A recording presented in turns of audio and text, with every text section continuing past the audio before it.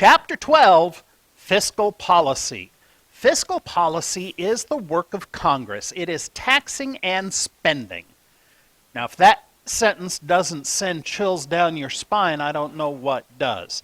I'm going to be breaking this chapter up into two videos. This one is going to cover spending. The other one is going to cover taxing. Now, you're intimately familiar with paying taxes, and you're pretty familiar with receiving the benefits of government spending, but I need you to go slow on this. The work of Congress in fiscal policy is getting the government the money it needs so that it can do its thing, not only for the economy, but for the nation. The two biggest players in the fiscal policy realm are Adam Smith and John Maynard Keynes. Now, Adam Smith wrote On the Wealth of Nations back in 1776 that promoted a simple notion: leave the economy alone. And this is the driving theory behind fiscal policy in the United States from 1776 through about 1932-33. The classical policy, the laissez-faire field of thought, is by Adam Smith saying, leave it alone and it'll behave itself. Following the invisible hand, we will get low prices and full employment. Inherent in this policy is a reliance on Say's law. Say's law, John Baptiste Say, put forward that supply would create its own demand. When people make things, that will generate the ability to buy things, leading people the ability to make more things. Essentially, it's an if you build it, they will come attitude. You've heard of supply side economics. That's what this is in a overly simplified nutshell. And this quote by Say is a perfect definition of wealth, moving assets from lower to higher valued uses. In 1936, John Maynard Keynes wrote The General Theory of Employment, Interest, and Money. And he said that basically the government has to directly intervene in the economy because the economy will not behave itself when it's left alone. The things that should not happen in perfect competition, monopolies and market failures and stuff like that, end up happening. So the government acting on the economy can increase output without changing prices. Now, there are some other fiscal policy ideas, none of which are really right and none of which are really wrong. They're more theories of how the economy can work. An intermediate policy is kind of a milkshake of the former two. The economy will not behave itself if it's left alone, so that's downplaying Smith.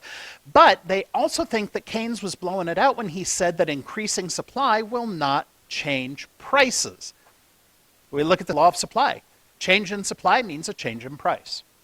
There is a monetarist, not monetary, monetarist policy that says by controlling the money supply in the economy, the government can regulate the economy, thereby avoiding Smith and Keynes. Best way to think about this is Adam Smith is the accelerator, John Maynard Keynes is the brake, and the monetarist policy is downshifting gears rather than using the accelerator and the brake to change the speed of the car. There's a rational expectations policy. This says that the buyers and sellers of goods and services will act to head off government intervention. By acting before the government forces action, the buyers and sellers regulate the economy and leave the government pretty much out of it. This is government intervention kind of one step removed. The government gets what it wants through the potential threat of action. This is similar to what happened in the movies with the Hays Code back in the 30s and later the MPAA ratings. Debt, deficit, and crowding out. The deficit is the amount you don't have. It's the difference between what is brought in and what is spent. If you make $100 and you spend $150, that extra $50 is your deficit for that month. The debt is your combined deficits over time. If you consistently spend more than you take in, you're creating debt for yourself. Think of your credit card. You spend $150, you pay $100, that $50 deficit. Next month, you add that 50 plus another 50, you're now $100 in debt. Debt is essentially borrowing money from your future self because your future self, you're spending it now, but your future self has to pay it back. Crowding out. Money costs. When you borrow money, you have to pay for that privilege. The payment of interest on money has to be part of the budget. By maintaining a debt, you're spending money to maintain that debt when you could be spending money on something else. When the interest payments get so big, you're going to have to cut programs and spending just so that you can maintain interest on the debt. This is called crowding out. Spending on interest crowds out spending on other priorities. Practical example of this was that when gas prices got really expensive a while back, people finally found that they were not able to spend all they wanted on motoring about and joyrides and stuff like that, as well as all of the other things they wanted to do. Spending on gasoline took up spending on other things, things that had a more elastic price than gasoline. Now, there were some fools who subsequently made the news. These fools made themselves face the idiot decision of, do I buy gas for the car or do I buy food for the kids? Now, that is a no-brainer. Cancel the cable, reduce the phone bill, keep your kids fed nutritious food. The federal budget process. Excuse me. The federal budget process is something that you should read about when you're having trouble sleeping, because while it is vital to the nation's well-being, not only...